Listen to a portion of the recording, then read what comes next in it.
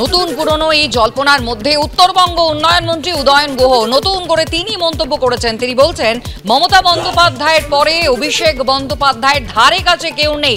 নতুন প্রজন্মকে তা মানতেই হবে। নবীন প্রজন্মকে যারা তৈরি করতে পারেননি সেটা তাদের ব্যর্থতা। এটা আমি বলতে পারি যে তৃণমূল কংগ্রেস মমতা বন্দ্যোপাধ্যায় ছাড়া হবে না। মমতা বন্দ্যোপাধ্যায়কে বাদ দিয়ে তৃণমূল কংগ্রেসের কথা ভাবা যায় না। কিন্তু আফটার মমতা বন্দ্যোপাধ্যায়ের পরে কি, সেক্ষেত্রে আমার মনে হয়, জানি না কে কি মনে করবে, যে অভিষেকের ধারে কাছে কেউ নেই। প্রথম দিকে আমরাও ভাবতাম যে পিসির ছত্রছায়ায় রাজনীতি করছে, পিসি আছে বলে ওই, কিন্তু সেই জায়গার থেকে নিজেকে উঠিয়ে আনা, ও আমার ছেলের চাইতেও ছোট, কিন্তু আমার নেতা, এটা মেনে নিতে যেন আমাদের মানে আমরা যারা প্রবীণ, বয়সে প্রবীণ, আমাদের কেন কুণ্ঠা হবে। আমি সব করব, আমি সব, এই ভাবনার থেকে আমাকে বেরিয়ে আসতে হবে। এই দলকে ভালোবাসি, দলকে শক্তিশালী করতে চাই, আর নতুন প্রজন্মকে মানতেই হবে, এটা সে যেই হোক। আমি তো মনে করি যারা নতুন প্রজন্মকে তৈরি করতে পারে না তাদের চাইতে বড় ব্যর্থ নেতা আর কেউ নয়। রাজ্যের বিরোধী দলনেতা শুভেন্দু অধিকারী তিনি বলছেন, তৃণমূল কংগ্রেসই নতুন পুরনো নাটক শুরু করেছে, কারণ তারা রাম মন্দির এবং দুর্নীতি থেকে নজর ঘোরাতে চায়। ওটা পুরো গটা রাম মন্দির ইস্যু, দুর্নীতির ইস্যু, এগুলো থেকে চোখ ঘুরিয়ে দেওয়ার জন্য পিসি ভাইপোর ড্রামা হচ্ছে। কোনো প্রবীণের কোনো দায়িত্ব নেই, পিসির সঙ্গে নিয়মিত ভাইপোর যোগাযোগ আছে। যে বলেছিল একটা লোক যে আমার চুরি প্রমাণ হলে ফাঁসিতে উঠবো আমি, তার 7,56,00,000 টাকার প্রপার্টি অ্যাটাচমেন্ট হলো। লিপস অ্যান্ড বাউন্সের চেক পাওয়ার কার? Cheque power Abhishek Banerjee, director কে? অমিত ব্যানার্জি, লতা ব্যানার্জি, রুচিরা ব্যানার্জি। রাজীব কুমারের সঙ্গে ভাইপোর পিসির সামনে 1 ঘন্টা মিটিং হয়েছে। ভাইপো পরশুদিন পিসির সঙ্গে লাস্ট মিটিং করেছে। নিয়মিত যোগাযোগ আছে। এ একেবারে কৌশল করে দুজন করছে, আর দুর্নীতি থেকে এই ইস্যুটাকে সরানোর জন্য।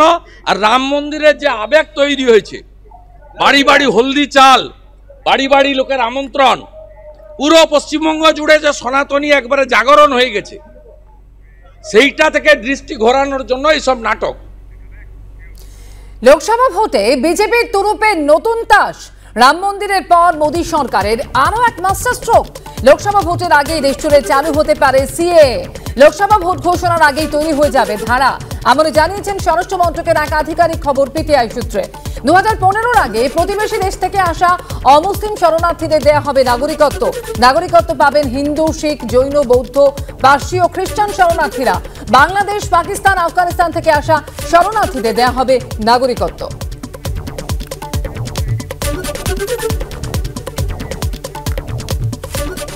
সিএ পরিষ্কারভাবে তৃণমূল কংগ্রেসের পক্ষ থেকে সভানেত্রী এবং রাজ্যের মুখ্যমন্ত্রী মমতা বন্দ্যোপাধ্যায় বলে দিয়েছেন যে সিএ এই বাংলায় হবে না। এইটা যারা বলছেন, লোকসভার নির্বাচনের আগে প্রতিশ্রুতি দিচ্ছেন, তারপরে এর আইনটা তারা প্রণয়ন করেছেন, কিন্তু সেইটাকে আরম্ভ করতে পারছেন না, কারণ গাইডলাইন্সই ঠিক নেই। এইগুলো কোথাও না কোথাও মানুষের সঙ্গে প্রতারণা করছে। পশ্চিমবাংলায় যারা বসবাস করছেন, রেশন পাচ্ছেন, সমস্ত রকম সরকারি প্রকল্পর সঙ্গে তারা যুক্ত রয়েছেন, তারা ইতিমধ্যে নাগরিক, এবং দ্বিতীয়বার তাদেরকে নাগরিকতা দেওয়ার যে সিএ এর মাধ্যমে বিজেপি বলছে যে সমস্তটা ভুল, ফলে সিএ প্রয়োজন নেই, সিএ হবে না, মুখ্যমন্ত্রী পরিষ্কারভাবে বলে দিয়েছেন। আর এ নিয়ে কংগ্রেসের কি প্রতিক্রিয়া শুনবো। প্রদেশ কংগ্রেস সভাপতি অধীর চৌধুরী কি বলেছেন এই বিষয়ে। সিএ তো চালু আছেই, সিএ তো আইন হয়ে গেছে, নতুন করে কি করবে সিএ? আজকে 4 বছর 5 বছর হয়ে গেল, রুল তৈরি করতে পারেনি। রুলটা তৈরি করবে কখন? ভোটের আগে আরেকটা ধোকা দিবে। সিএ তো আইন হয়ে গেছে অনেক আগে। সিএ অর্থাৎ নাগরিক অধিকার দেওয়ার ক্ষমতা ভারতবর্ষের 9টা রাজ্যের চিফ সেক্রেটারি আর 30টা ডিস্ট্রিক্ট ম্যাজিস্ট্রেটকে দেওয়া হয়ে গেছে। সিএ নামে আরেকটা বিভাজনের গল্প ছাড়া কিছু হবে না। তো এই ধরনের একটা বিশেষ ধর্মের জন্যে, বিশেষ ধর্মের মানুষকে কেন্দ্র করে একটা আইন আনাটা এটা সংবিধান বিরোধী। সেদিনও বলেছি, আগে বলছি। এবারে শোনাবো সিপিএম নেতা সুজন চক্রবর্তী কি বলছেন এই নিয়ে।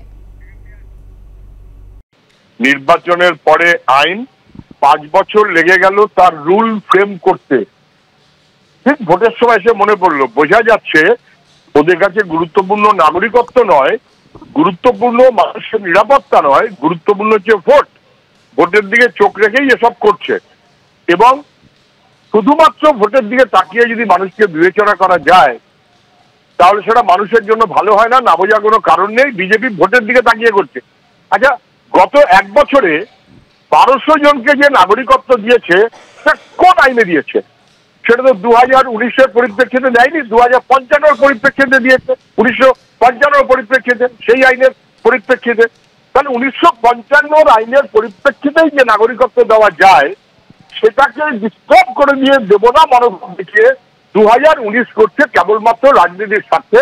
আমার কাছে অত্যন্ত স্পষ্ট কথা হচ্ছে, 2014 ডিসেম্বর মাসের আগে যারা এসেছেন এ বাংলায়, ও বাংলা থেকে অথবা পূর্ব পাকিস্তান থেকে, তারা এখানকার নাগরিক।